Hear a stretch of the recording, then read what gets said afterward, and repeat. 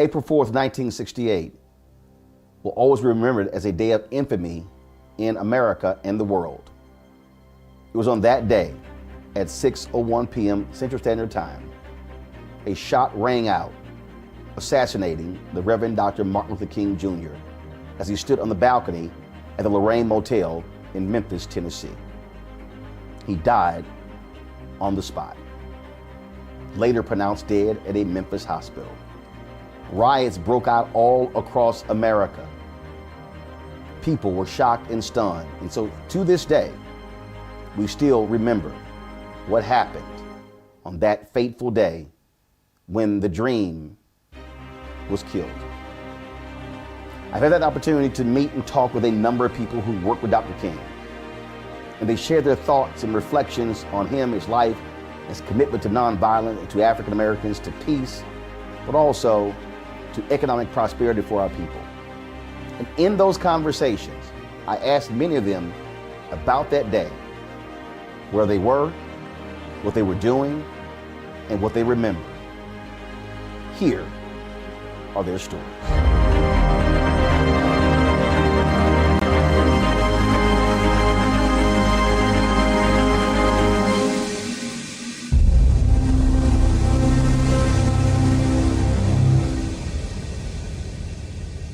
Earlier, you talked about that particular night, April 3rd, 68.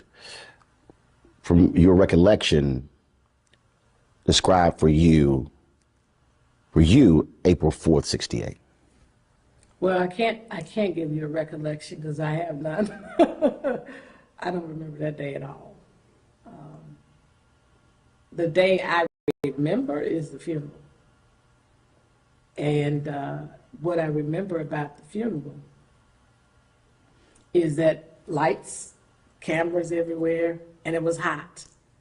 And I was on my mother's lap. I was a little restless.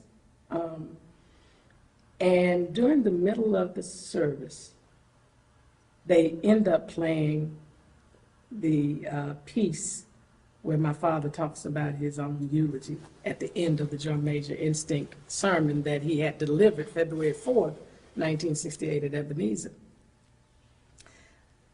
Now here is the thing. A few days before, when my mother was preparing me, and this is the part that I'm told, when she was preparing me to see my father laid out in the casket, she told me, when you see your father, first of all, your father is going on to live with God. He's, a spirit. And when you see him, he won't be able to talk to you. Because she knew that whenever Daddy came home, I used to run up in his arms and we had this kissing game. Now, I do remember the kissing game. Mm-hmm. She didn't tell me about that. And so here at the funeral, suddenly, here's Daddy's voice. And she didn't realize that she had told me, he won't be able to talk to you anymore. But I'm hearing his voice, even though he's not talking directly to me. I'm hearing my dad. I'm literally, there's probably film where I'm looking around, and she said I was looking like he was coming up out of the casket. That was very confusing for me that day. And then I do remember, I don't remember going out of the church. Yes, I do. I remember the casket going by. We get out of the church, and then I fall asleep along the route that we walk from Ebenezer to Morehouse. I wake up at Morehouse, and your kids are just strange, the things we notice. So I'm looking up at the stage, and it just looked like something was not angled right. It was like something was crooked, and that's all I remember. I don't remember speeches.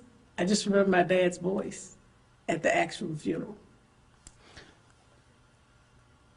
I don't think anybody can comprehend what your life was like and that of your sister and your brothers and your mother in the years afterwards. Because this huge figure, who for you is Daddy, mm-hmm. but for the rest of the world is this icon. Talk about that, having to go forward and he's not there. Yeah. Well, it was tough for all of us in different ways. For for me, it was the incessant drive of looking for another daddy. It's like, can they be my daddy? So we had these photographers that were around a lot. And when I think about it now, it's like paparazzi. Growing up, we had a lot of photographers around, but we had some after. And I can't remember if it was Flip Schulte or someone else. But at one point I said, can he be my dad? Because they were around so much. And it's interesting because kids don't really register color the same way that we do as adults. So that was one thing, I was looking for daddy. Uncle Andy became, like a surrogate father to all of us. He was actually the only one who stayed around, really, out of everybody. Consistently came by to see us and everything. And then there was another gentleman, Bob Green. I don't know if you know Dr. Robert Green, who was an educator, worked in the movement in the latter stages. But they came around a lot. The other thing for me is that initially I was fearful that something would happen to my mom. So in the initial stage, I was like, please don't go. Because when she would leave to go out of the house, out of town especially, I didn't know if she would come back. So we had that kind of trauma. And my journey was probably totally different from everybody else's because they had, including Dexter, they had an opportunity to spend time with Daddy on the road doing some of the work. Dexter got to go with him to tour some areas of Mississippi. Martin and Yolanda, Martin went with him there as well, but Martin and Yolanda got to go on a couple of marches or so. I didn't do anything. So I'm the child that is clueless as to whatever has taken place. So I'm trying to sort all of this out, and my mom is trying to hold it all together. Mm-hmm. And I don't know this personally, but what she shared, even in her recent book that was published, My Life, My Love, My Legacy, she talked about trying to pull it together coming out of that room because of that void, that emptiness. And Martin was in the bed right there next to her. And she had to do what she needed to do in that room before she emerged because she had to go into mommy role. She had to go into carrying the legacy role, building the King Center and all the work that she was doing. And I never saw my mother really cry. She was just this strong figure. But she helped to try to translate all of this for us and help us understand that our father made an important sacrifice for all humankind. And I think that's what helped us ultimately, because I went through my cycle of hating, anger, and still struggle a little bit with the anger. But I think because of the things she taught us along the way and that she modeled, it kept us. Because, what we went through, and then my uncle the next year, being found in his pool mysteriously, and he didn't drown, no water in his lungs. He was there when Daddy was assassinated, so we're thinking something's connected. According to, the accounts of Alvita and the brothers that, Vita heard him say, I know you know something about my brother's, no, she heard her father say, I think she said, I know you know something, or that somebody said, I'm coming after you, or he said, I'm coming after you or something. I can't remember, I don't want to get it wrong. But the point is that he was mysteriously found in his pool. Then my grandmother gets shot. Right. So we're dealing with, for me, in a matter of 6 years as a child, I'm trying to sort through all of this. So by 11 years old, Dad is assassinated. Uncle's killed. Grandmother's killed. In 6 years. In 6 years as a child.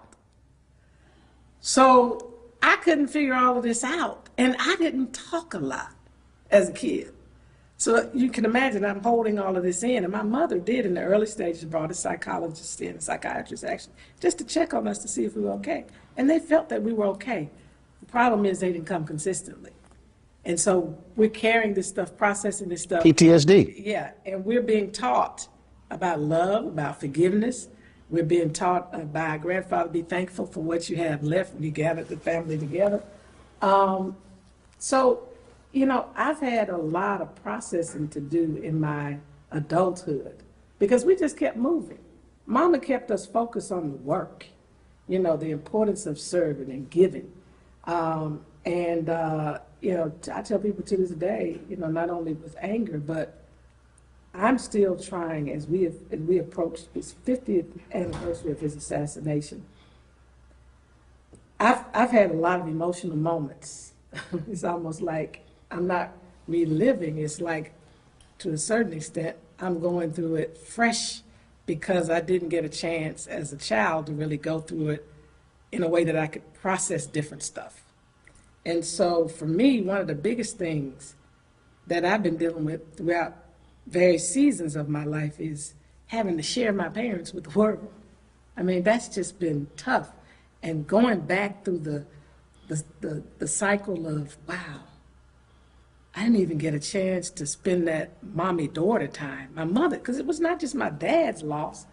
I lost, because my mom was I mean, she worked within the movement, had a critical role, you know, advising him, doing freedom concerts to raise money for the SCLC, was a part of the peace movement herself before he even spoke out against Vietnam War.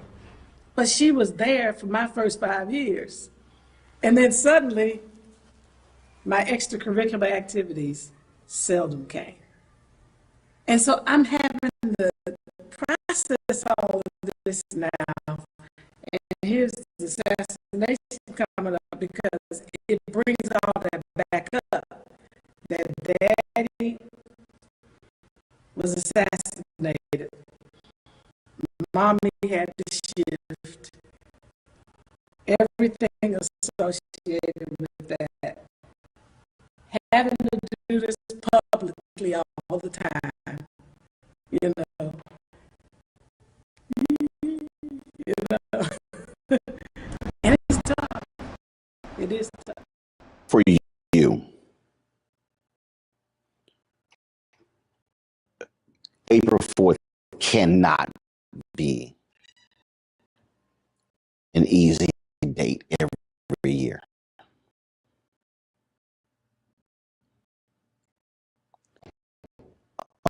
Um, how do you deal with that? Well, let me just tell you how to my mother of her husband and my siblings, our father. That's the very first thing. That was a loss that cannot be replaced. But then I look further and I have to glean and understand that the nation garnered a message and an understanding of a movement. And that is, I mean, for example, you know, if Dad had not been killed, well, probably we would be different. But I think it's I had a universe. He and I belong, but I'm not. You have to be very poignant and strong. Figure out you got to be willing to die for what you believe in. That's when people are very serious. You know, Hosea used to say, Hosea Williams. Williams, I should say. Hosea Williams would say. I know, but for the folks Yes, who don't know, I go ahead. appreciate you sharing that. You know, he was looking at a picture, Dad, and Hosea Williams was a complex man. He was a chemist, as you may know. But he was an agitator. He was, I mean, he had alcohol problems. He had all kind of things, all kind of flaws like we all do as human beings. And he used to attack my mom. And so I was going over there to deal with him. Say, now look, you say you love Dr. King, and I'm sure you did, but you're always attacking my mom. Dr. King's vision wasn't about no bricks and mortar. It was about feeding folk. Well, all of that is included. So what you're saying is not quite right. But I never got around to saying this because he looked up at this picture of Dad above his and he said, you know, I love your dad. I never met a man like him. He said he did two significant things. He conquered the love of wealth and the fear of death. I said, my God. Say that again. He conquered the love of wealth and the fear of death. Now understand, when you don't really care about money, you know things are gonna be all right, and you're not afraid to die, you're unstoppable. And that's the kind of spirit that all of us need if we want to address these critical issues today. Not being afraid of what people are going to say or who's going to follow us, particularly if you know you're standing on justice. You're standing on the shoulders of great individuals, because we've had great people in our nation's history and world. It didn't start with Martin Luther King. Martin Luther King Jr. certainly was one of our greatest of our time. But there have been great people going way back who did things with nothing. I mean, you go back to think about it, Harriet Tubman, who said she could have freed more folk if they knew they were slaves. I mean, we've had some. Think about Frederick Douglass. I mean, the list goes on. Du Bois, Booker T. Washington, and the list goes on and on. Of so many, and the inventors. And we don't really, as Black people, honestly, we really don't truly realize who we are. We don't realize we were kings and queens, and that civilization began on the African continent. Most of us don't realize that because we're taught negatively.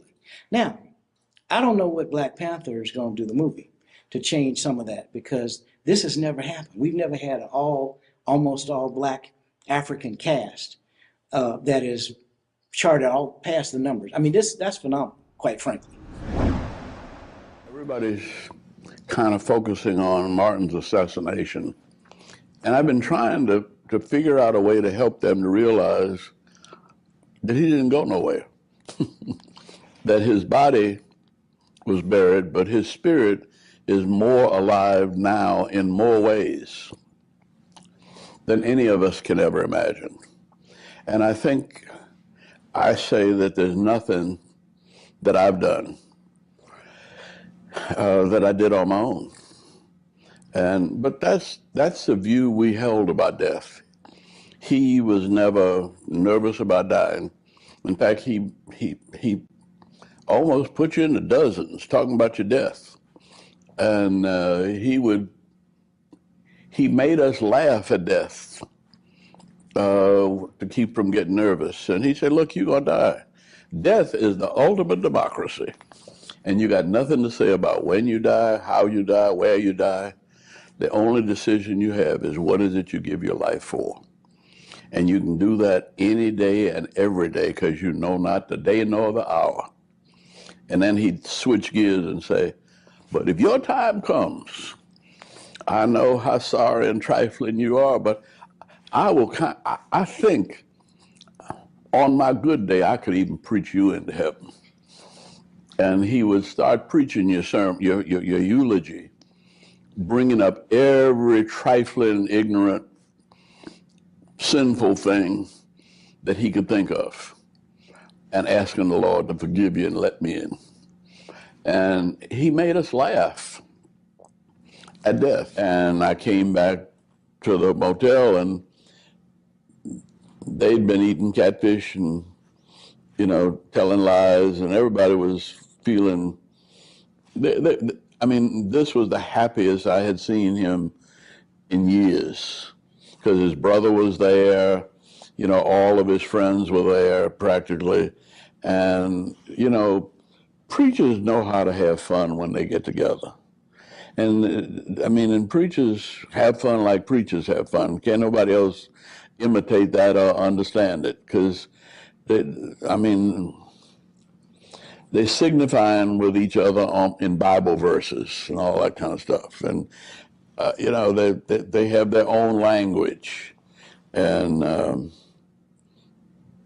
so I stumbled into one of those sessions, and, he said, where have you been?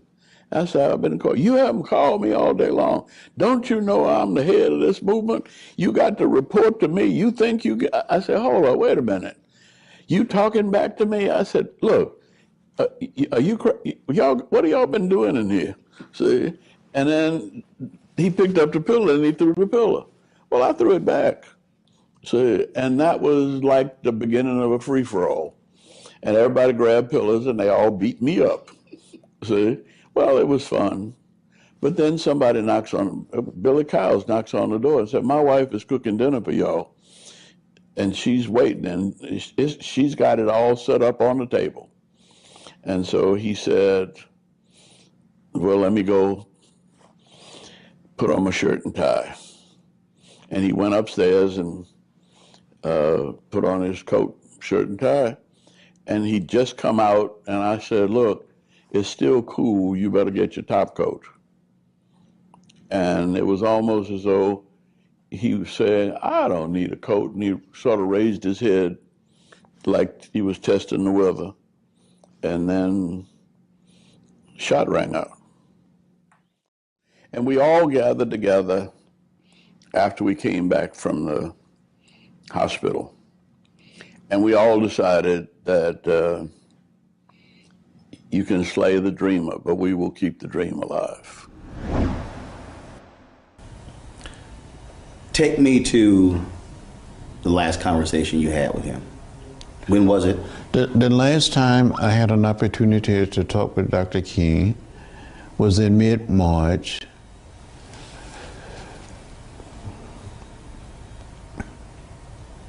Just before he went to Memphis. It was at Pasca's hotel, a restaurant. He had been meeting with a group of rank and file members of organization working with low-income or poor people. They were black, white, Latino, Asian American, and Native American.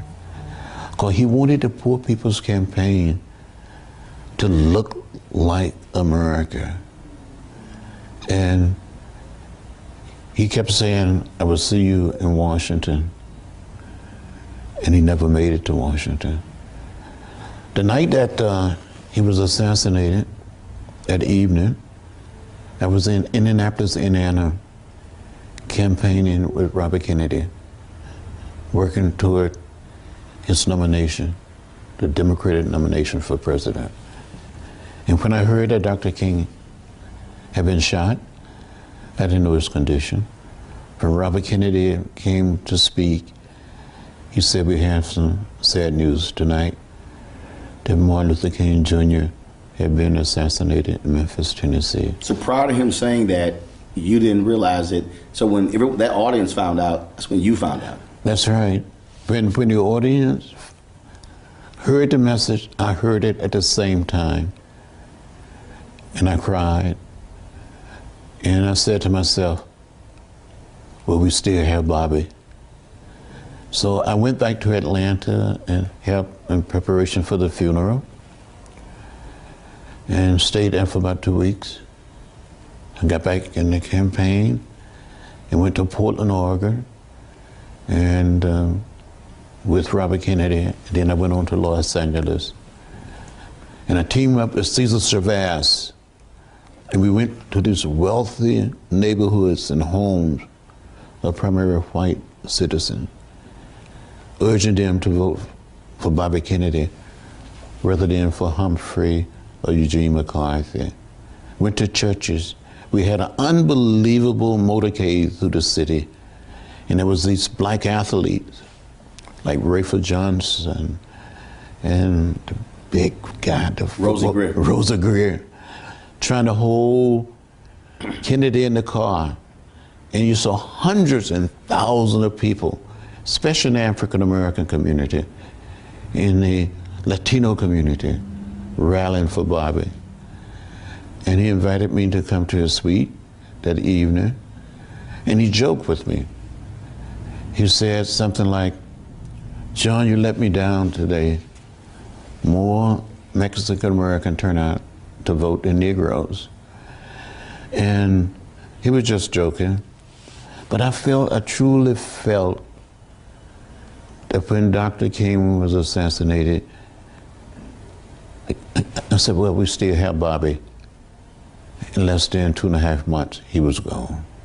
And I think something died in America with the death of Dr. King and Bobby Kennedy. When I talked to Jim Lawson, I said, in the aftermath of Dr. King's death, what did you do? He said, we went back to work. He said, we had work to do. He said he did not grieve until July. He said that's when he just broke down. Were you in the same place where there was still work to do? That there was no time to feel sorry and to mourn? Well, we were caught up in the moment. It's you had to continue to work. We had a major national election coming up, so I didn't mourn that much. But every single day, I thought about Dr. King. Matter of fact, I went back to Atlanta between the campaigning effort and trying to support others. And my doctor said, you need to rest, and made it possible for me to go to the hospital and just rest for about 2 weeks. And then I got back on the road, supporting local candidates, trying to get people registered, turn people out to vote. Became a delegate to the Democratic Convention. I was a junior bond. We were supporter. Mm-hmm. We were challenging the Lester Maddox delegation of Georgia. And I had a half a vote in the convention. And I voted for Ted Kennedy in honor of Bobby Kennedy. He said, Doc, pow. And somebody said, get low, because it was a hit. And we didn't know what the hit was, going to be spraying bullets. So I was on the ground, and the Rav was in the room. I think Roland must have been downstairs. Rav, Billy Kyles was about so far, turning to go down the steps. And there's a picture of Andy, Billy Kyles, and someone just, and they later pointing that way. And that pointing is that the bullet didn't come from that way, because he's on the ground. It came from that way, so we tell the police who had their guns drawn, go the way the bullet came from. The bullet came from that way. That's that picture. Mr. Withers, the photographer, he was there. Ernest Withers. And he scooped a couple of jars of blood, tried to give me one and Raph one. I couldn't touch that blood. I remember Raph coming back. My son, my brother been shot. I'm his dearest friend. Raph, Martin, hold on, we need you. Hold on. Martin, hold on. But Doc was gone at that point, And so I just got up and wrapped myself off, and I was standing next door, the room next door. I called Mrs. King. She was in the bed. She said, Jess, how you doing? I said, I'm doing this fine. I said, Mrs. King, I couldn't quite get my mouth together. I said, I'm reading. I said, Doc been shot, I think, in the shoulder.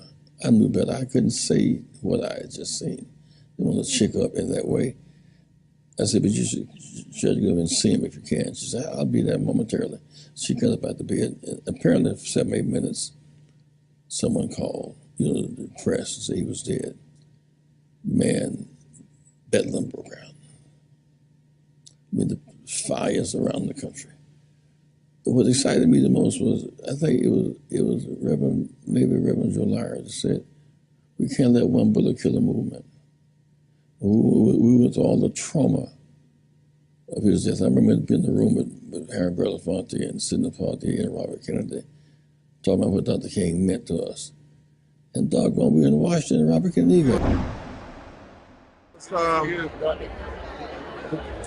I was at home, and my mom woke me up and told me.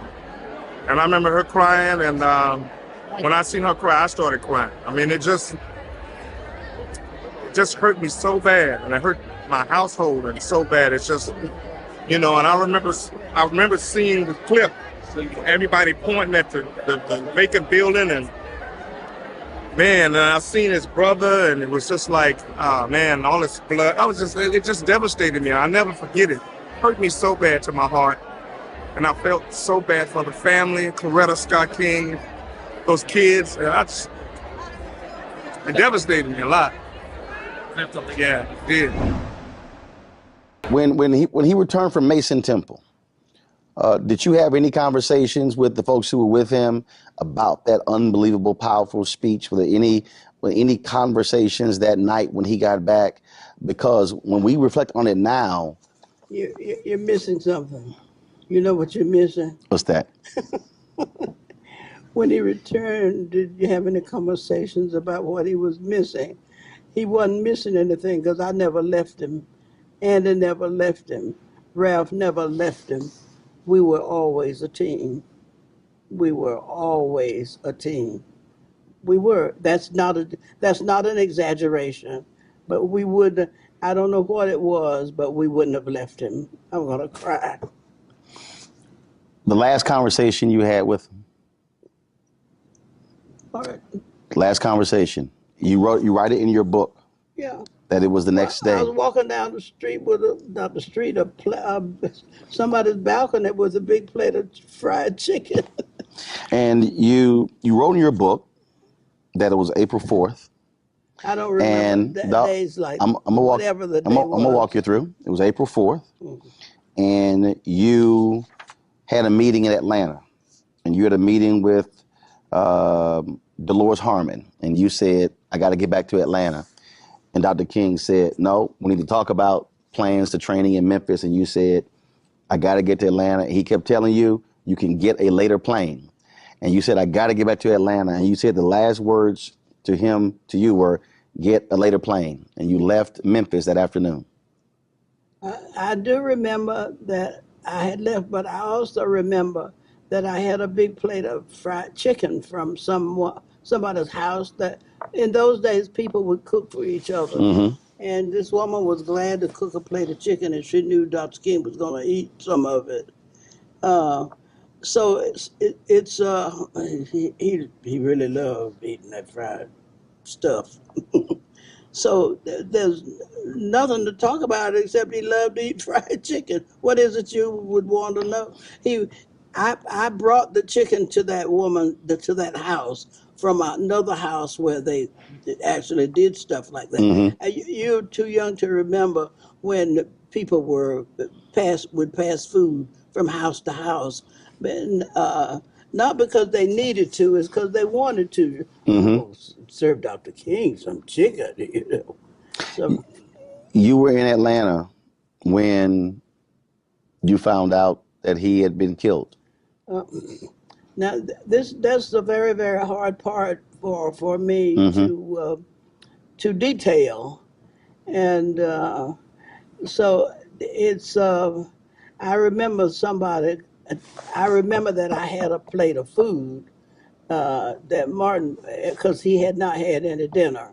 Now that was a previous day, on April 4th. You were in Atlanta. Okay, well you're reading, so I got to go read my. It's all good. It's all good. So April 4th, you're in Atlanta, and Rita Samuels tells you Dr. King shot, somebody killed him.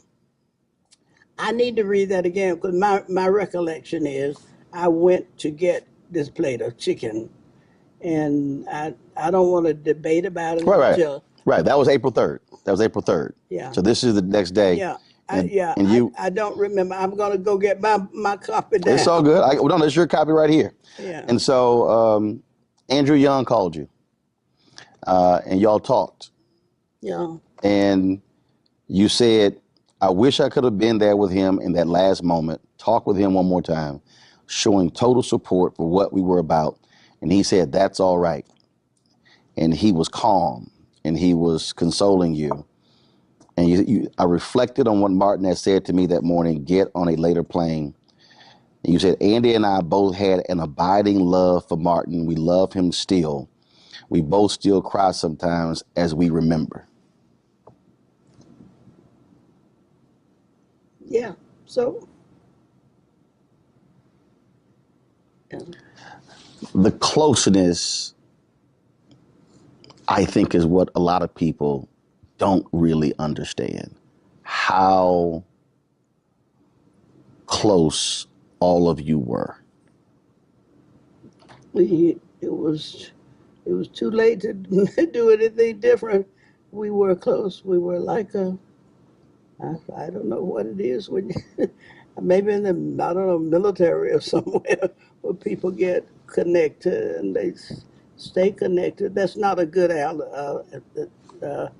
analogy, really, because I remember taking him some food at that woman's house, and when I took the food, and now I got to think about which happened which happened first. Mm-hmm. You know, the shooting or did I get the food in his hand and you know, things like that. Those are not details that I have held on to because I didn't need to.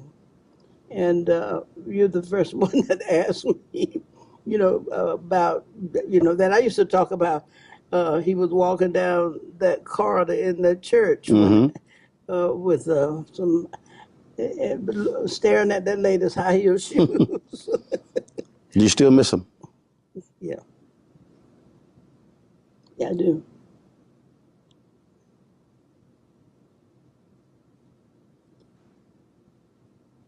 Probably always will.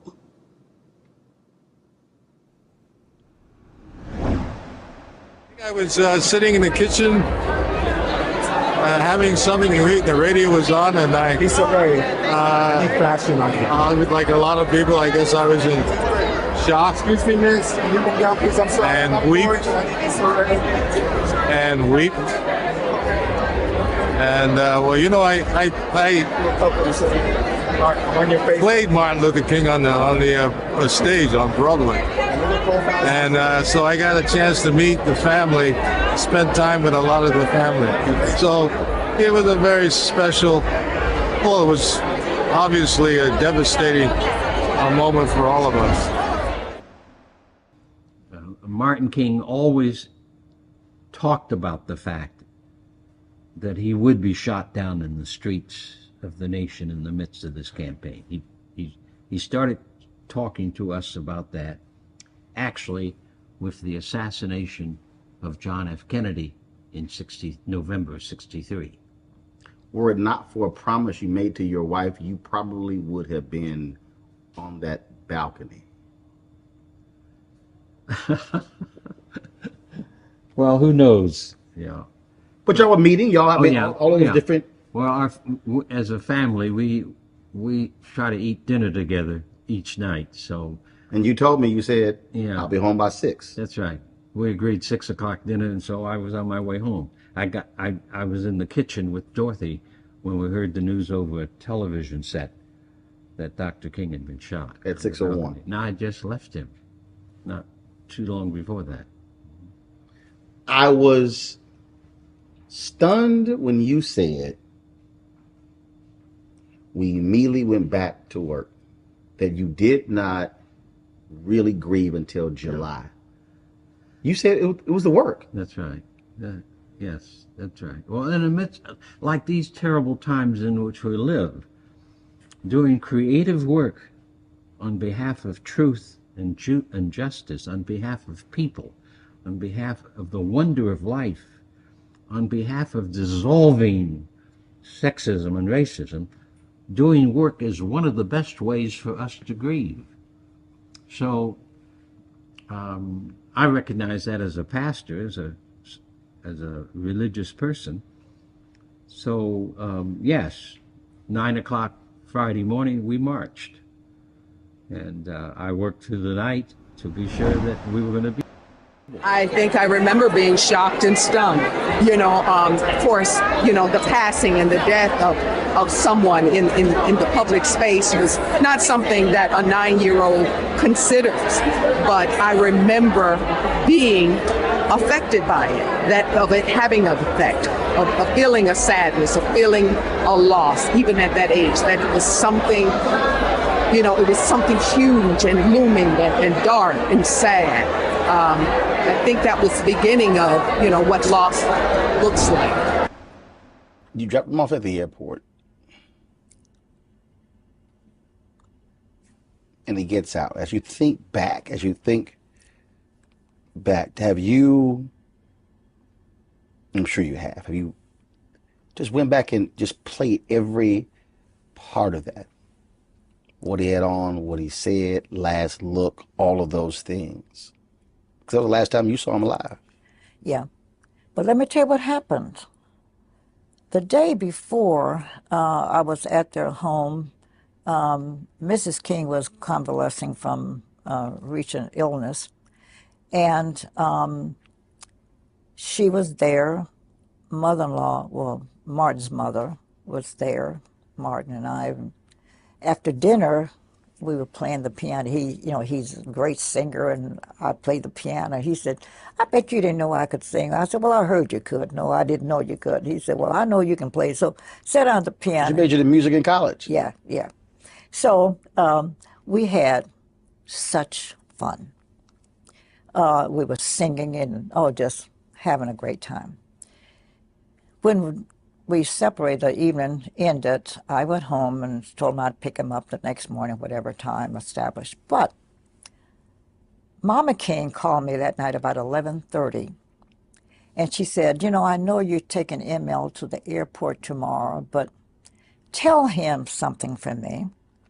Said, just like that fun we had today, I'd like to have more days like that. I know I'm the mother and I have to understand he's busy, but you see to it and tell him I want him to plan more fun time for family hour. Will you do that for me? I said, of course. Well, I told him, I said, now your mother called me, and I told her she wants more of your time, and we're going to see that you do that. Well, guess what? About 3 or 4 o'clock Atlanta time, because Memphis was an hour behind us, he called her. Talked to her about an hour and a half. She said it never happened before. Could you take your mother for granted? He knew she was going to be there. She was supportive of her. The son loved him dearly. But he didn't bother to call her. But when I saw her that first time that night, because I went over to check on them, she said, listen, when this pain subsides a little bit, I'm going to tell you how much I appreciate what you did. Because he told me you told him what I said. And that prompted him to call. And they had a big laugh about, here's the call. And he knew, I think, because he called his brother. He'd never done that before. Called him on the phone, I understand, talked a good time with him. He did a lot of odd things. I talked to him, and he said to me, why does my room number sound so familiar to you? I mean, to me, he said. And I said, I don't know, because I don't know what room you're in, because we'd switched hotels. And he said, it's 306. And I said, well, that's my house number. And I said, you've been here enough, so I guess you make it the relationship. And I said, that all of these things were odd things that happened that day. April 4th. Uh-huh. It was early in the day that he called me. And then it called his mother, called his brother, and Andy said they were playing pillow throwing, whatever. After he came back from court, yeah, came in and they had played, a pillow fight. Yeah. And so he did a lot of things that day that were unusual, I understand. I wasn't there, I was here. But he did a lot of unusual things, Oh, I tell you something else that was most unusual. Coretta's favorite gift is red roses. And every birthday, her birthday's in April. April 27th is her birthday. Now he left on, it was March, I guess, when he left Atlanta. Mm-hmm. He bought her some artificial flowers and left them in the library of the house. And he told her to go get the flowers. And no, he told the housekeeper to tell her, when he leaves, go get those flowers out of the library. She was angry. He said, did you get those roses? So she said, yes, but I'm mad about it. She said, why? He said, because they're artificial. And guess what he said to her? I didn't know whether I would be here on your birthday or not, but I wanted your roses to be here. Now, he died. That was April 4th. Well, that was April 3rd when he talked to her. Her birthday is April 27th. He said, I don't know whether I will be there in person for your birthday, but here are your red roses. She kept those roses a long time. 6:01 p.m., April 4th. Shots ring out. How do you find out?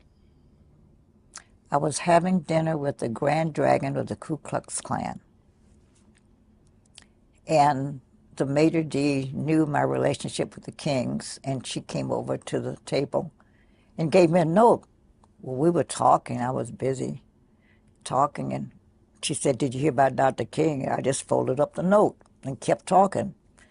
She thought that was odd. She came back a second time. She said, "I hate to interrupt your meal." She said, "But I just heard on the radio he'd been shot." Well, that didn't bother me either because I'd been in his presence before when it was reported. We were in Los Angeles once. They reported that he had been shot. And we were in there getting ready for a nice, comfortable evening and a meal. Well, not just he and I, but, several of us were together. We had a big laugh about it. That they said, I think the guy had 8 sticks of dynamite and said, "I think I got him." We saw it on TV. So I didn't think anything about it. I just talked to him earlier that day, and, so he was all right then.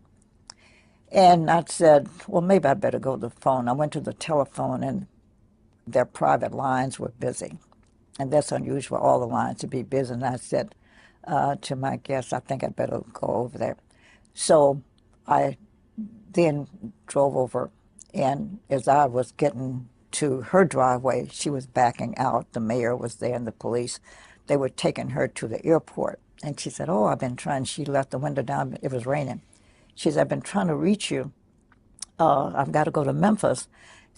And she had a housekeeping staff, but she knew I had a special relationship with the children. She said, will you check on the children for me? I don't know what's going to happen. Because, see, when they called her, they didn't tell her he was killed. They told her he'd been shot and injured. So when you're driving up, you still think it's not true? Well, I think something must have happened in order for the mayor and the police. Right. Once as you're driving over, you're going, okay, we've heard this before, let me drive over. Yeah, right. But then when you turn that corner and then you see police and the mayor, that's when it hits you. Just something. Okay, something happened. Something did happen. Mm-hmm. And so you pull up, she rolls the window down, but she doesn't know that he's gone. That's right. She didn't know it. And it wasn't until she got to the airport that she got the call and I think the mayor got the call that he is gone. And so Martin's secretary was there at the airport to join her. And they went to the ladies' room, and that's when she got the real official word. And then she came back home. So you're in the house with the children. And I stayed. I didn't leave there until 5 days later, 6 days later. You know he's gone. Did you wait for her to return to tell them? Or they made aware, the children? Oh, I would never, not even consider telling the children. She came shortly, I guess, after, well, I guess they could speed, but she came, it didn't take her long to get to the house, and she came in telling her staff and everybody. And by now, the house is filling up because everybody else now has heard. But she said to her staff, do not tell my children. I'll do that myself. And so her bedroom was at the end of the long hall in the house. So she decided to make that her solace. And then people up front would answer the phone and then direct the call back to see if she would take, and I'd be the interceptor. I just stayed with her. But she got ready to go tell the boys, and she asked me to go with her. And she had a death grip on my arm, tightly, trying to tell the children. She told Dexter first, the younger boy, that, your dad has been seriously hurt. She couldn't bring herself to say. She said, your dad has been hurt. Well, how bad is he hurt? She said, pretty badly, I understand. But we'll talk about it later, but, he's not coming home. And I've got a lot of things to do. And he said, well, if he's hurt bad, and he jumped out of his bed. He said, if he's hurt badly, why are you still here? You all do everything together. Why are you still here? And he was chastising her. And she said, oh, well, got a lot of decisions to make. And she was calmly, still holding me so tightly. And then we went to the other side of the room, which was the other boy's side, Martin. And she told him, he was older, so she said, it's pretty serious. And so we got a lot of decisions to make. I don't know what we're going to do first, but it looks like he's very, very serious. She still can't say. She couldn't say it. She couldn't say it. And he said, well, what must I tell my children? I mean, my friends at school tomorrow. So she said, well, you're not going to go to school, so you won't have to worry about that. And he leaped up. What do you mean? I have to go to school. Miss Davis said to be cutting her classes. And I laughed later, not at that moment, but I said, oh, that teacher put fear in those kids, cutting these classes. But she finally got out of the room, and then she had a sigh of relief, that she finally had told them. Now, Bernice was too little. She was only like 4, I think, and didn't understand. But Yolanda came in, and she sat on her mother's bed right beside her, and they embraced, crying, like, we're big girls, we're not going to cry. Daddy wouldn't want us to cry, so we're not going to cry, Mommy. We're going to pull this thing together. The two of us can do this. And they are wailing. The most poignant moment. That was a difficult moment for me, and I guess I was crying too, because they were just embracing tightly, saying, we're not going to cry. We're not going to cry.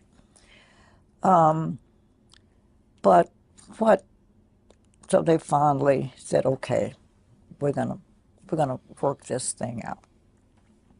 As the calls were coming in, they would assume Mrs. King would want to talk to the president.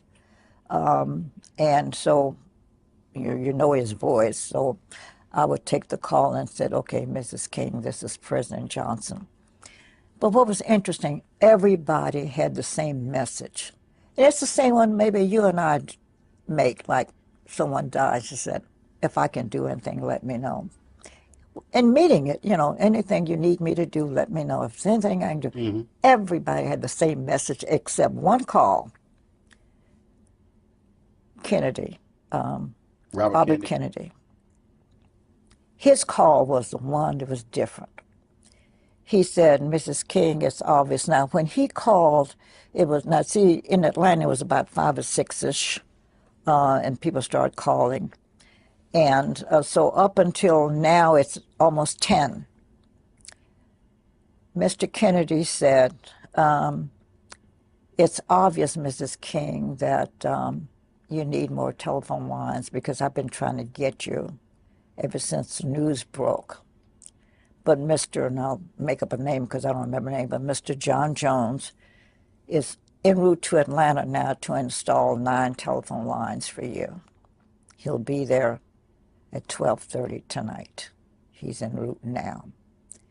I also heard on the TV that you'd perhaps want to go pick your husband up in Memphis. So we've dispatched a plane. It's already there in Atlanta. The pilot's name is Sam Smith, tailgate number 12345, telephone number 822 or something. So whenever you want to go, all you have to do is make this call. He will take you, and he's in readiness whenever you want to go to Memphis. Also, who's your point person? And she told I was going to be her lead spokesperson. And he said, Zernona, call every hotel in the city of Atlanta, talk to the management, and put a clamp on all the rooms in in the city, that people will be coming to this room who are heads of states, and we got to be sure we have the right allocation of space. And my team will be there tomorrow morning, and we're going to set up an office at 123 Maple Street, and we will help govern things. He just jump, lay everything out. And we followed his rules. Because he had been through it. Mm-hmm. He said, we know how, we've got experience in this. We know what we're doing. And he was right. And I was there when Jacqueline Kennedy came, which was the expected moment. Two things happened. I mean, you got time for me to tell all this? Before I tell you about Mrs. Kennedy, I'm going to tell you about Nixon. He wasn't president at that point. He was the Republican candidate. Yeah, the candidate for Republican. He called our newspaper publisher and said, I know Dr. King's feelings on me, but do you think you could help arrange for me to come visit Mrs. King? My wife and I want to come make a call on her. And he said, no, I can't do it, but I've got a very good friend who's at her house, and he was talking about me, and she will tell me whether you can or not. So let me get in touch with her, and then I'll call you back. So he called me, and I said, I don't know, I have to run it by her. Well, when I told her that, in the house there were people who said, oh, no, you know, Dr. King would want to see him. And so they talked to her, saying, no, why don't you say no? Well, I had her last ear, so I said, Mrs. King, this is not a time for politics. Why don't you let him come? But let's lay some ground rules. No entourages, no press, no nothing. Just come. If he's making a personal call, then he personally can call on her. So she bought my advice and agreed. Called Mr. McGill and told him and said we wanted him to come unannounced. And sure enough, he came. But guess what happened? He came up, and we knew what time. They told us all the way. He's at the airport now. He's on his way. So we knew when to expect him. And when he came here, I went to the door, the front of the house. He came in a beige, I don't know cars, but like also a Chevrolet, something like that. It wasn't a fancy, I don't want to offend anybody, but it was a small car. And I ushered him in. Well, he was by himself, but he said, you know, Mrs. Nixon was coming, but he said that they got a call that one of the girls got sick and she had to rush to New York. He said, so he sat by her bed, that's where she received her gift. She said, on her bed, we had a chair, and he sat there face to face and told him he knew how Dr. King felt. He said, but this is not political call. My wife and I were coming, and he went on to tell why she knew. He said, I have brought with me a check, a personal check, that we are feeling the grief, and because we are Americans, we have to take some responsibility for this. So as our personal expression of sympathy, we want to educate all 4 of your children. And this check that we have here will cover their expenses wherever they go. There's enough money to educate all 4 children. Nobody knows that story because I haven't told it but a few times. Then we were told that Mrs. Kennedy was coming, and then the day she was due, she said she couldn't make it. Then we got another call. She said now she does want to come. She said, I don't have the strength to make it. She had to release. She knew the pain of Coretta Scott King. You're getting my script ahead of me, because what happened is she finally came.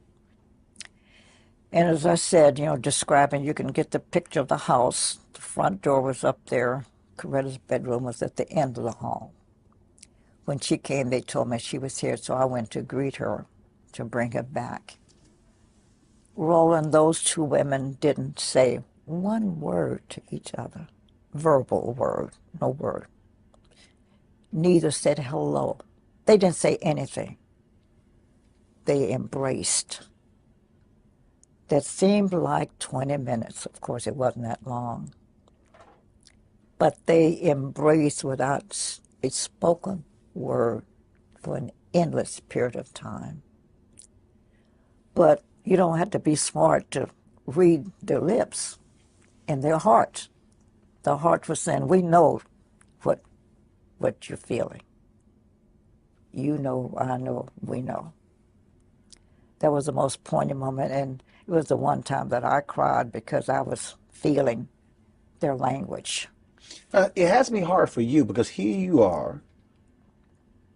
You go to the home. You're with the kids. She comes back. She asks you to be with her when she tells the children. You have to be her rock. Oh, yeah. So you can't grieve. You can't break down. You can't. You're taking the phone calls. You're doing. So how are you? Did you just sort of just go like kidded Robert Kennedy? You just went right into work mode? Oh, yeah. Because I'm not even sure that I ever cried, come to think of it. I'm saying later, but I never got a chance to grieve. Because one of the things when she was trying to decide whether she's going to go to Memphis, and then right away I said, oh, gee, she needs clothes, because I wanted her to look nice. She's going to be photographed wherever she goes. So the next morning now we were up, or the night went into morning. So by morning time, I told her I was going to go down and get some clothes. And I did. I went to a nice little shop downtown Atlanta that had nice clothing. And I told the man that I've come to pick some things for Mrs. King. I have no money. I wouldn't dare take time to ask her for a credit card, and I don't have any money, so will you trust me to pick what I think she wants, take it home, and if she likes them, we'll keep them, and I'll come back and pay. If not, I'll bring the clothing back. And he agreed to those terms. Well, I picked out a lot of stuff. Came home. As I was getting into the house, I had a man there who helped me because I had all these clothing. In the lobby, in the foyer of their home, were Belafonte and Stan Levinson. And Stan Levinson was the Jewish friend who'd been with him a long time. Very close advisor, Dr. King. Exactly. And said, what are you doing? I said, oh, I wanted to look nice, so I bought a lot of clothes. And I told them the story. I didn't have no money. And they said, well, we wanted to look nice, too, and we know you know what she would look good in. They both gave me a credit card. Said, here, we don't care what you buy. Buy what you think you want for her. Here are the cards to pay for them.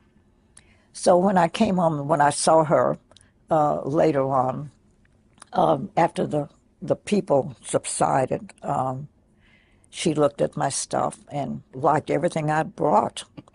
And I said, oh, I go back empty-handed. So I said, and I told her the story. I had money. Because she said to give me her credit card. I said, oh, no, I got 2 credit cards. I went back, and guess what? The owner of the store said, you got a balance here? I thought he had lost his mind. I'm the same one who just left you with all your clothes. And he said to me, I've come to pay for them. He said, listen, I'm a white man in America.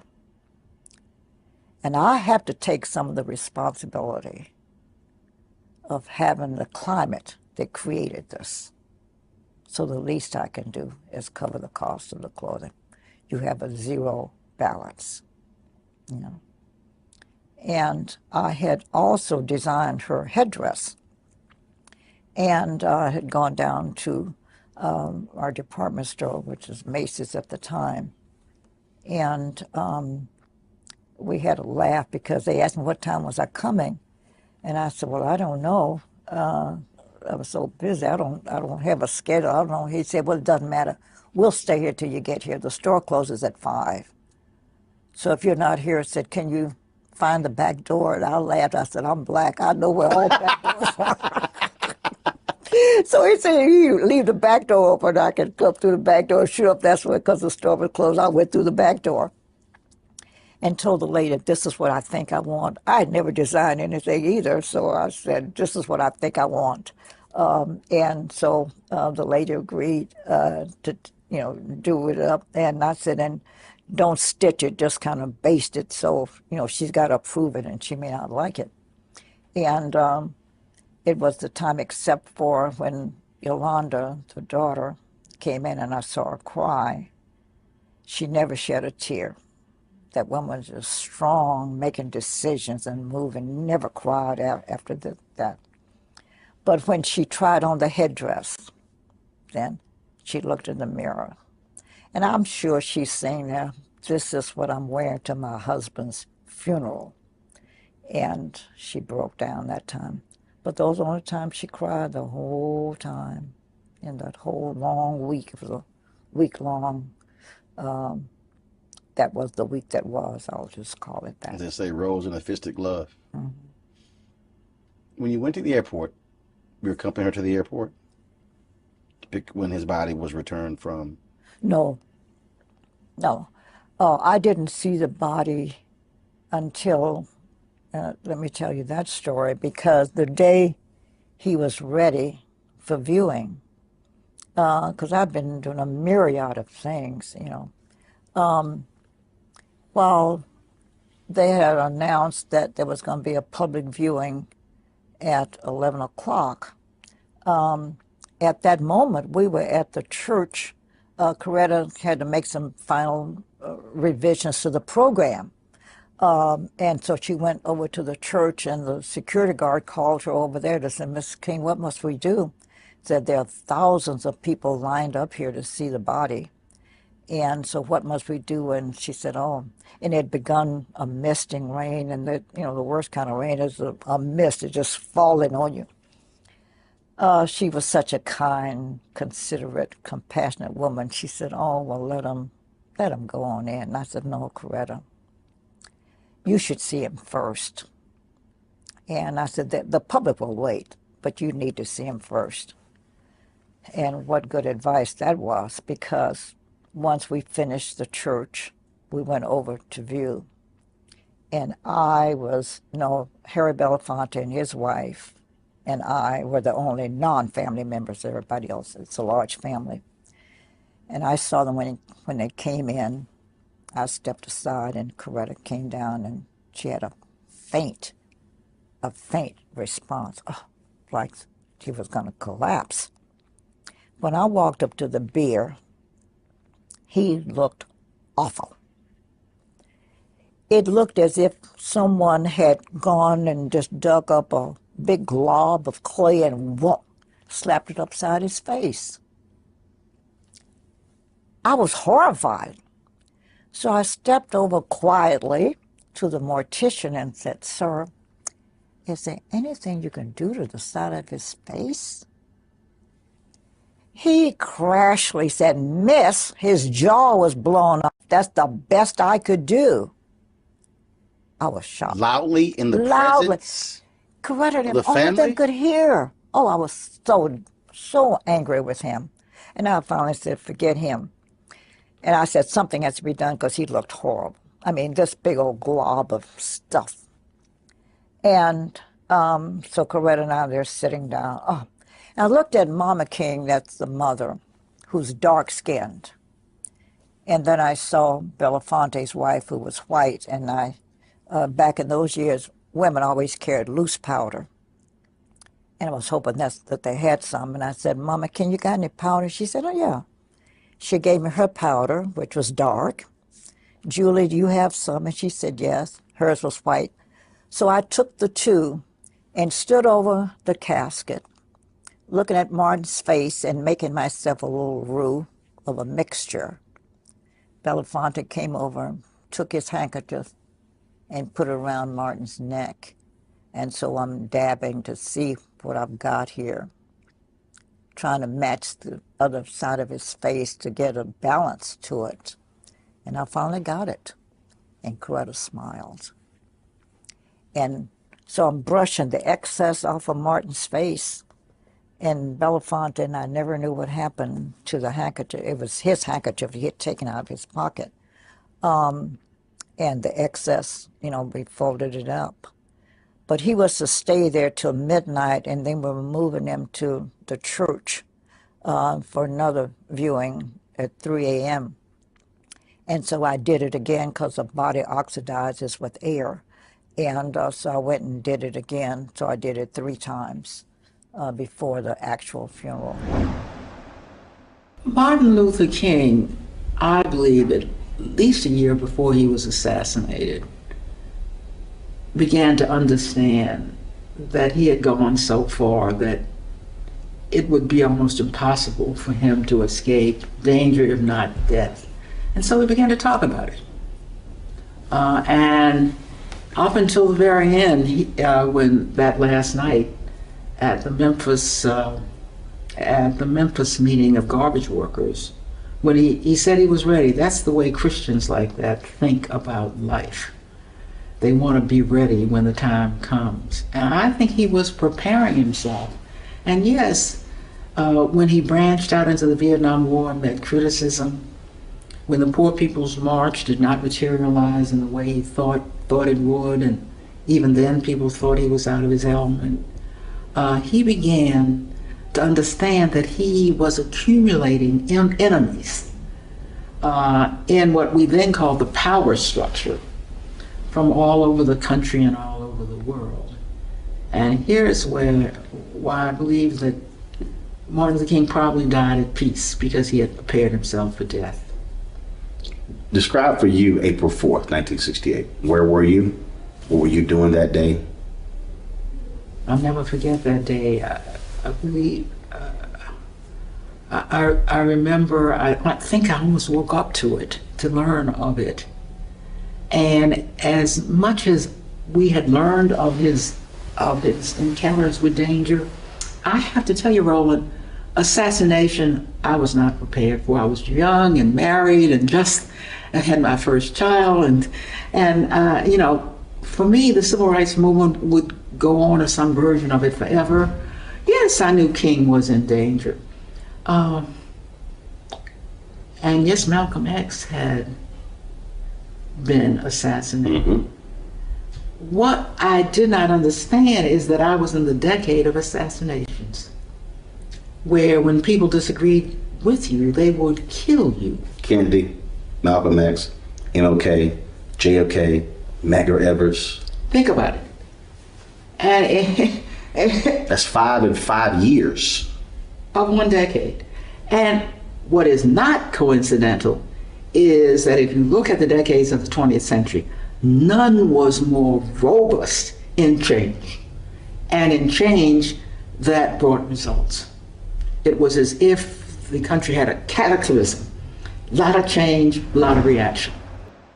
Period, Roland. See, that started for me, that strangeness and that unbelievableness that that was happening to a lot of our political figures in those days.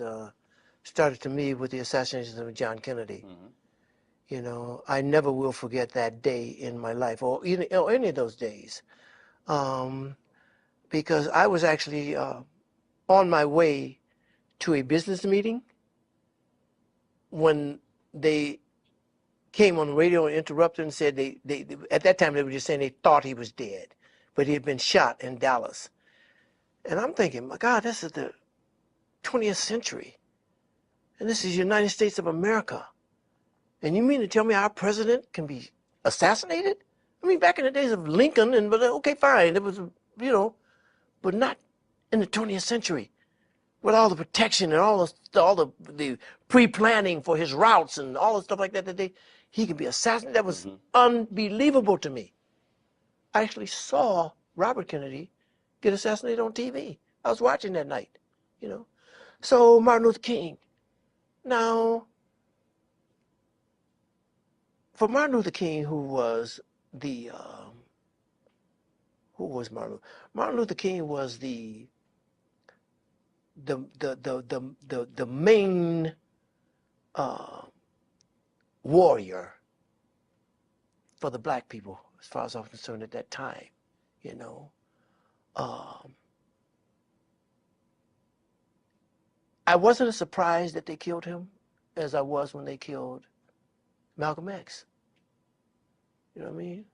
I wasn't as surprised because Martin was into a lot of stuff that a lot of people, bigots, hated. Mm-hmm.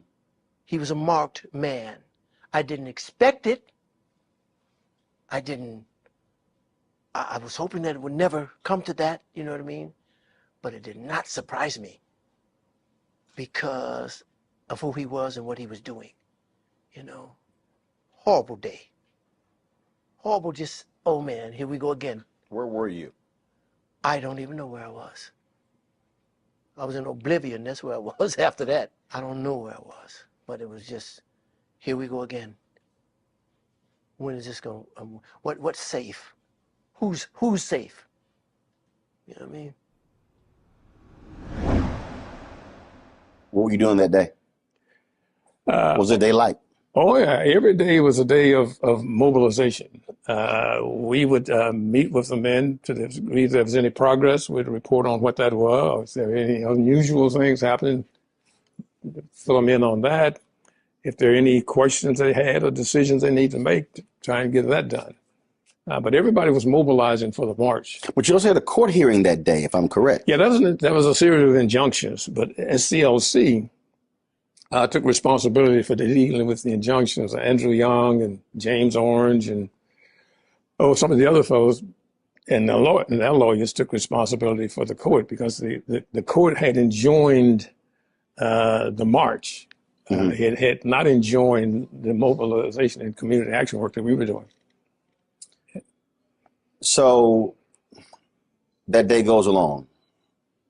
You go throughout the day, you get to the evening. Where are you?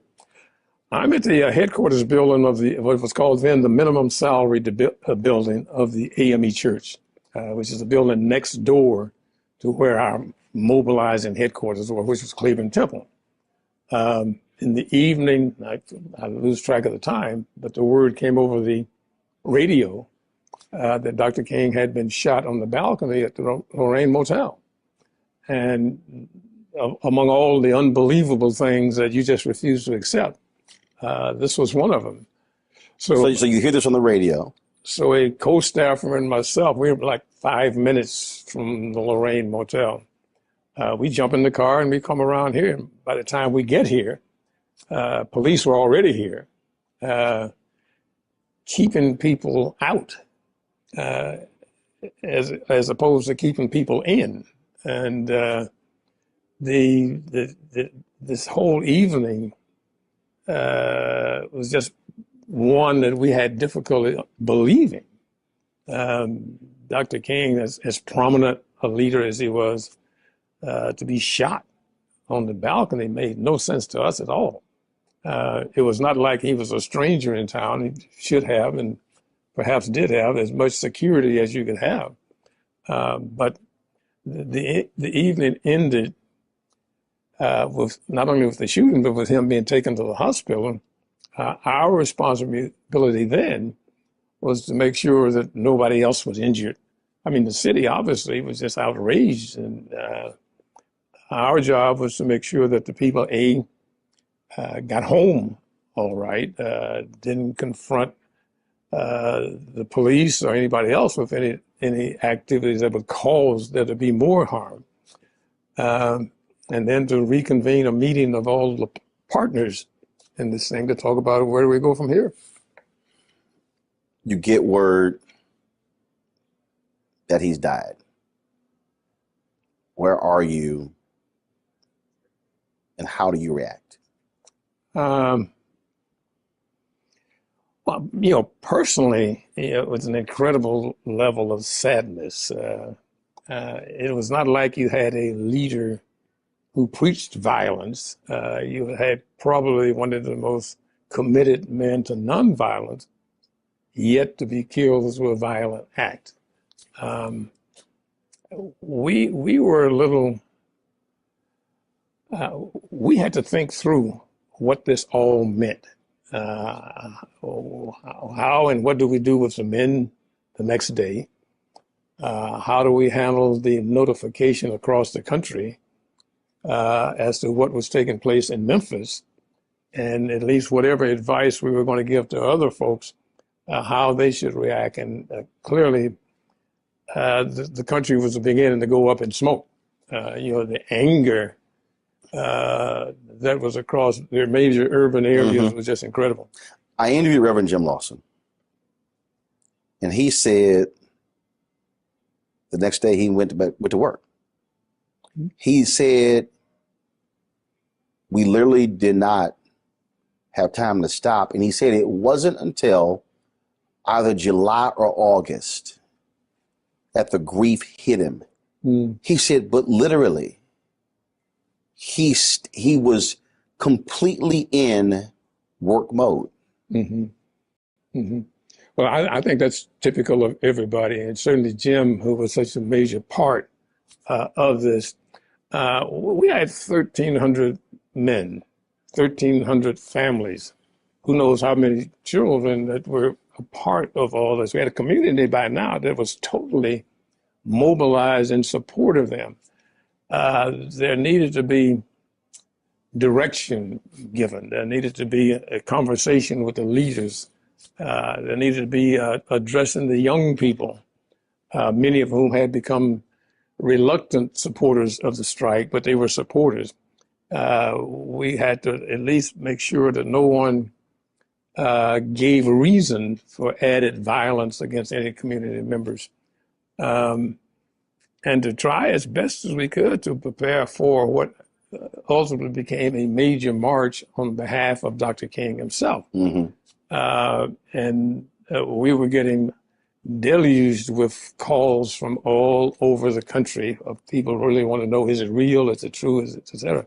I distinctly remember a call from Byatt Rustin, who was on a radio show in Westchester County someplace, where people were equally upset. And I think Byatt mentioned on the radio, if you want to do something to help people in Memphis, send $1. And the outpouring of concern and support, in a day or so, we felt down here where there was duffel bags, army duffel bags filled with dollar bills that people were so impacted by this. But as Jim said, we didn't have time to stop. We almost went from his death mode to mobilizing for this major march that we got committed to. And I believe we had 40 or 45,000 people show up for that march. We had to deal with what was going to take place in Atlanta. And to their credit, the men, while they regretted and was suddenly upset by Dr. King's assassination, they remained committed to their goal. And they organized themselves. They made their own decisions about how they would respond on a city basis. I can remember we were a little concerned about whether or not we wanted to take the marches back downtown. A minister here in town whose name may be lost in all the history, Reverend Henry Starks, who took just personal responsibility for organizing and mobilizing the march to dramatize to the business community and certainly to the city leadership that these men were committed to this. And I think we wanted to take a day off, but the men asked us, aren't we going back downtown? Aren't we going to march today? And for those of us who were staff, we had to really not only pick ourselves up, but to try and understand that, this was a tragedy that happened in the course of a major movement, and understand that Dr. King was certainly aware of the risk, but he is also committed to the.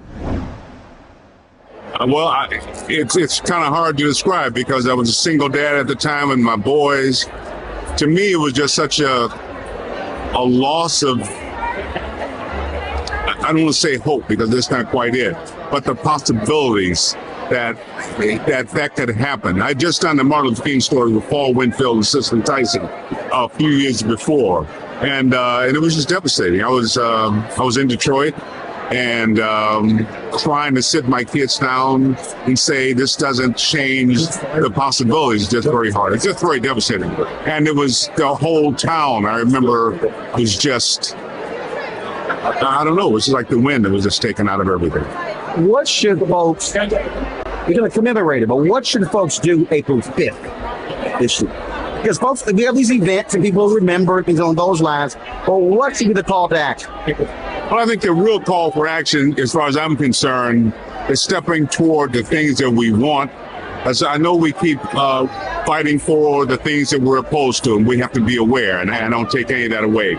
But I think now it's about being an example, reaching out to each other, which is why this tonight is so important, to be a part of the community, to be embraced by our own communities. So I really hope that we will remember to include each other, because we have ways sometimes of getting a little exclusive.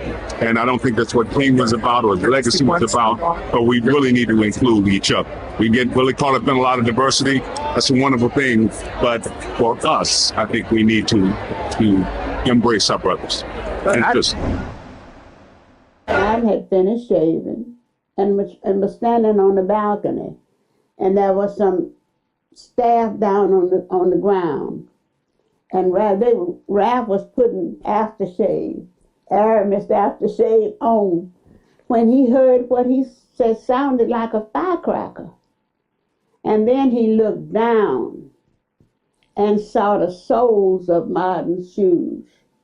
And he ran outside. And the staff was up crying and all carrying on. And he said, "Stop acting like sissies. Call the ambulance. Call the ambulance. You don't have time to cry. Call the ambulance." And he called the ambulance, and when they got there, the ambulance came, and they got in, Ralph got in, and took Martin on to the hospital. And Ralph said to Martin, he grabbed his head, he said, "Ralph, Martin, this is Ralph, this is Ralph, this is Ralph." And he grabbed him up and held him. And he said, Martin whispered to him, "Please, Ralph, take my people forward." And Ralph said, "Oh, Martin, oh, Martin, oh, Martin." And he never said another word. He was gone. Oh, wow, when they said that Martin had been shot, Coretta called me and said, "Juanita, we always kept a bag packed, because we never knew when we were going to have to move instantaneously." So she said, "Martin has been shot, and we need to go to Memphis." I said, "Okay, I'll meet you at the airport." And as we turned into the airport, they announced Martin Luther King just died. And my little children were in the back, and they just started screaming and hollering, "Oh, Uncle Martin is dead, Uncle Martin is dead, Uncle Martin is dead. Oh, what about Yoki? What about Yoki?" Because my daughter and Yoki were like, you know, they were in diapers together. So they were each other's first friends. So we got there, and the chief of police and everybody was around Coretta. And because I told you we were getting ready to go to Memphis. And I said to her, I said, "Well, Coretta, I'll meet you back at your house." So I left there and went on to her house. And I stayed there that night. And I said, "Well, Coretta is, you know, what are we going to do?" I said, "I'm just so glad Ralph was not there." I said, because they would have gotten two at the same time. I don't remember grieving at all. This was what you always expected, all right? But you knew also that that wasn't going to end the struggle. And it's the struggle that you were concerned about. And you were the struggle that Martin was concerned about. It was, that's what it was all about, right? Is that it wasn't about, well, Martin is dead, and so let's go home. And that's nonsense. You would work harder because you didn't have a Martin King. We knew that everything was going to change. Describe for you April 4th, 1968. What were you doing that day? Where were you? April 4th, 1968, I was in my office in Wall Street, and I was leaving early because I was preparing to go down to Memphis, Tennessee. I had already talked to Martin earlier and to Bernard Lee and Andy about the logistics, about I want to be sure that you're going to have somebody meet me at the airport so you can take me directly to the place where he was speaking. Okay. So I'm rushing to go to the airport.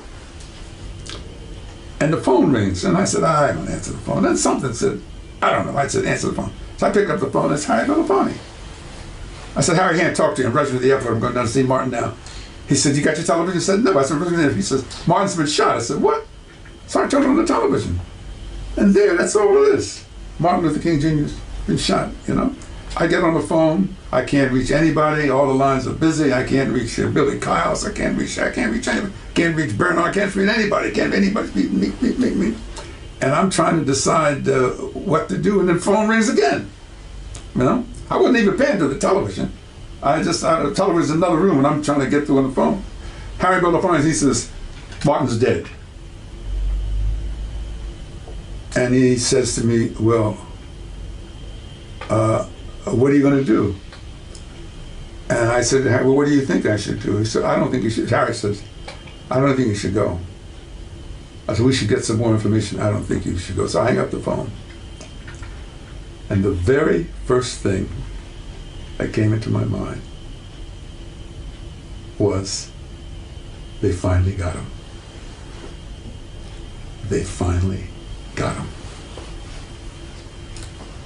Sometime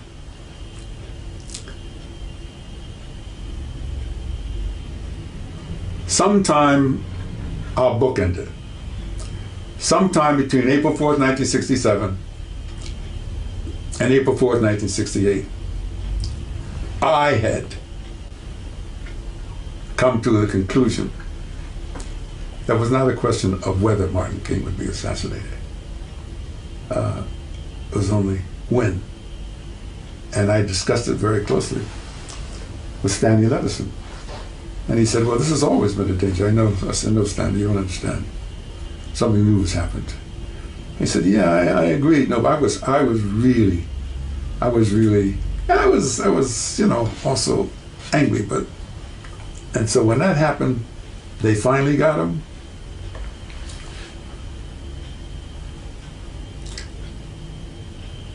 Within that same thought, Roland, your family, I can tell you. I wondered to myself, I said, I don't think I can stay in this country. It's fine, it's fine. I'm having a conversation. No, I can't stay in this country. I'm Clarence Jones. So I said, no, I can't stay in this country. The anger was so seething, you know. And I was drinking more heavily than I drink today, you know. I was drinking, you know, martinis and traveling throughout the South. I was drinking my Jack Daniels and so forth, you know, hanging out. Orville Billingsley, you know, you couldn't have a conversation with Orville Billingsley unless you drank. You know? So I was just, the anger was just beyond. I had made a personal judgment. I said, Clarence, you have to leave this country. That's what I'm talking to myself. I said this to Harry. I said, Harry, I can't stay here. So why? I said, because I don't think I have the discipline. I said, I was afraid of, I had such crazy things like, I was 37 years old, he was 39, okay? And I'm thinking to myself, you know, I hear about all these bad guys in the Blackstone Rangers and how they gonna do this. I said, but I was trained in the Special Forces unit. You know? I said, all these talk about, I said, I really know how to kill. This is the way this really said. I really know how to kill a person 10 different ways. You know, that's the way I began. I was trained to do that. And I thought to myself,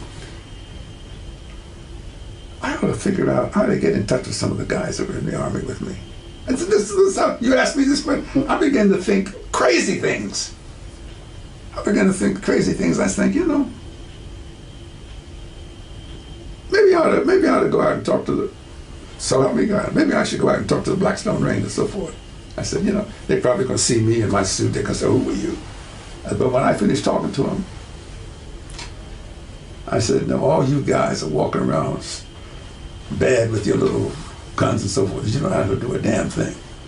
I said, what you need to do, this is the way I was thinking. I said, I need to think whether or not, And, you know, I was influenced by Che Guevara in my writings. I was, you know, all these things. I mean, Che Guevara could do it, and Castro can do it, you know, and if Ahmed Ben Bella, I was sort of going through I was going through all the liberation people. I mean, it's sort of crazy. Like, who am I? This middle class educated lawyer, but I had some training. I mean, I was training. And so I said, that's what we need to do. I said, everybody else is out there selling wolf tickets because they don't know how to do it. I said, they don't really know how to kill, but I know how to kill. And that, so help me God. So I said, I'm gonna see if I could be. And then when I began to think of myself, I said, I can't believe that I'm thinking this way. Okay. And I shared a little bit of that with Harry Belafonte and another fellow, a good friend of mine out in I told Al Sampson and Betty Johnson in Chicago, you know.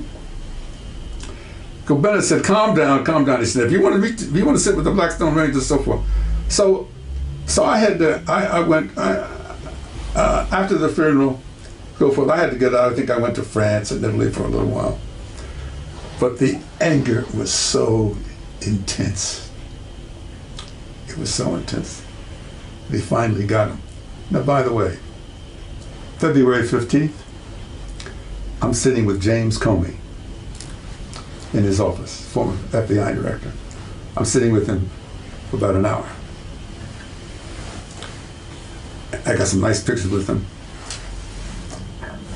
And finally, after we talked about the FBI and so forth, and I said, the last 10 or 15 minutes we're together, it's like, there's a big, long table between us. He's sitting over here and I'm sitting here. And I said, Mr. Director, he says, call me James. I said, well, Mr. Director, I said, there's one thing I want to talk to you before I go.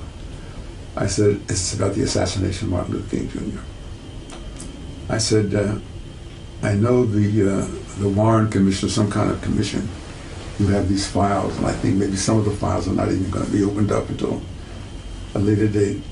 And I said, you don't have to say anything. I said, I just want to tell you something. I said, now, you know, some of the King children went into the prison, and they actually talked to James O'Reilly, and one of them, Dexter, said, they said, no, I don't believe he killed my father, you know. Well, I believe that James O'Reilly pulled the trigger. I think the evidence is abundant that James O'Reilly pulled the trigger of the rifle to kill Martin Luther King Jr. But James O'Reilly did not wake up in the early morning of April 4th, 1968, all by himself and say, today is the day I'm going to kill that King nigger. No. Martin Luther King Jr.'s assassination was a result of a cold, calculated, premeditated conspiracy to kill him.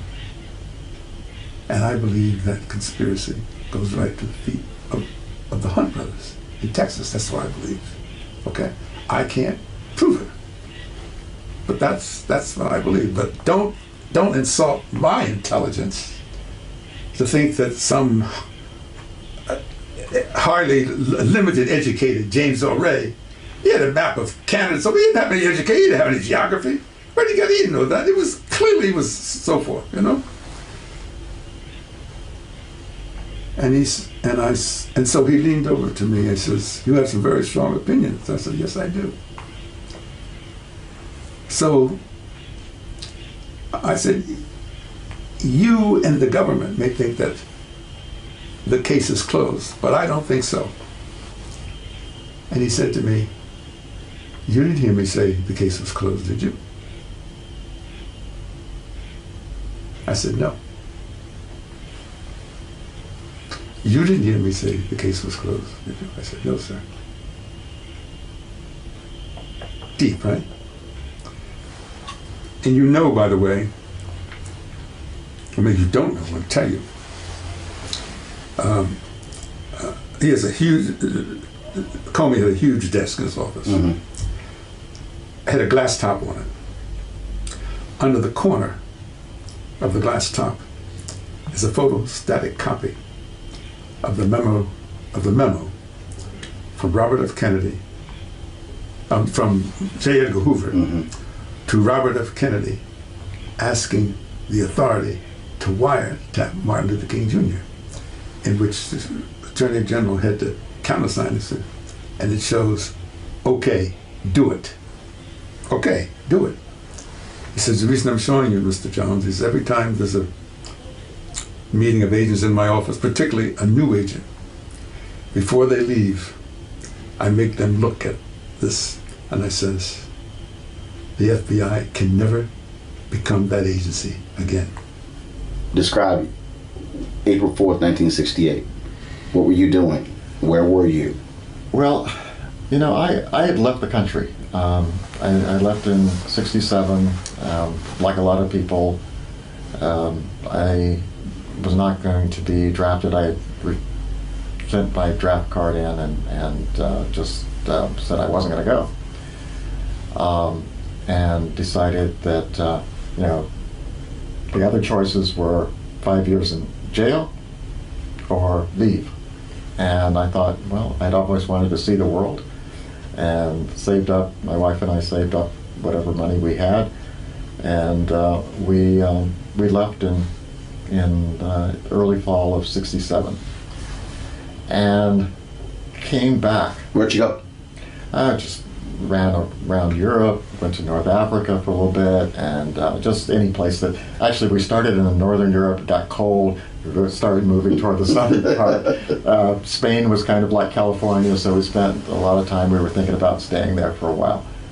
But she got sick, and we had to come back, and that was in late March of 1968, and got to my parents' house, and turned out that she was diabetic, didn't know it, and you know, was just losing lots of weight. I think she was under 100 pounds, and put her in the hospital. And your parents' house where? In Los Alamos, New Mexico. Okay. And so while she's in the hospital, turn on the TV, learn about Martin Luther King being assassinated. He was assassinated right there in Los Angeles. So for me, it was just a way of saying, look, this country is in real trouble. I mean, I recognized at that point I gotta live here, deal with the draft issue, get a draft lawyer and all that sort of stuff. But I knew I didn't have to read Martin Luther King's Chaos or Community, because what I came back to was chaos. And I think that the 50 years since then have been kind of putting a lid on it and assuming that the problem's going to go away if we just don't look at it. And I think that his book is that reminder that, you know, look around the world right now. Democracy and diversity is a difficult, Vincent Harding, who I admire a great deal, and you know obviously, he said we should have advanced courses for everybody in democracy and diversity, because if you are investing your destiny to a group of people and they're not like you, different religion, different, other things, you're going to have to learn how to work with that group of people. And I don't think we as Americans understand that takes work. April 4th, 68. Where are you? What's that? April 4th, 1968. Memphis tragedy strikes. Where are you? How do you find out? How do you feel? You're talking about Dr. King's death? Yeah. I was here in Tuskegee at that time. And of course, I was very sorry and very, very upset over his death. But it was one of those things that we always knew, and he always knew, even as early as the bus boycott, and this was several years before, that there was a possibility of losing our lives in the movement. So we have to be prepared to do it But even so, he still believed in nonviolence and social change. Were you prepared? Yes, indeed so. And there were some people in the movement who didn't believe in that. And my brother happened to have been one. But I did believe in that.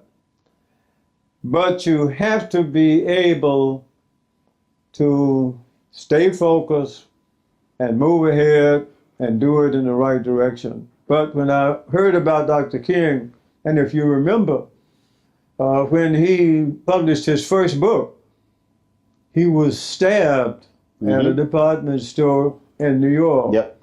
So he realized that he may get killed. And he knew that was always a possibility.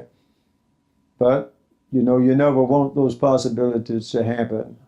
And I was very sorry about it. But we couldn't stop. He wouldn't want us to stop. And we didn't stop. And we continue.